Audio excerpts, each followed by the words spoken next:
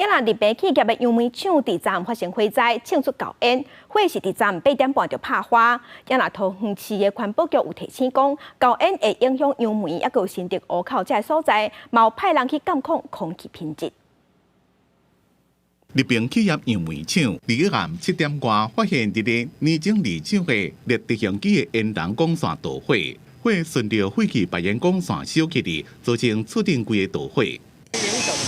就是排洪管那边着火，嘿，应该有油渍着火，排洪管，嘿，在生产的过程中造成的。哎，是。导火点加厂房内机器设备，也有离一段距离，人甲成品拢无受影响。即个3支排烟管烧掉，会停工3到5天进行监测。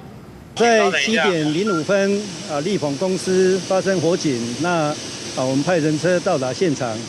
经查是4楼顶楼的太阳能板发生火警，那经过我们的抢救，目前已经完全熄灭，并未造成人员的伤亡。火伫咧暗时8点31分拍花，工厂内面并无放毒化物，市府也派几多位稽查员伫现场监控防火所在总挥发性有机物质加 PM2.5的数值。受到影响的区域可能伫咧杨梅加新乐县湖口乡，身体加敏感的人要特别注意。记者综合报道。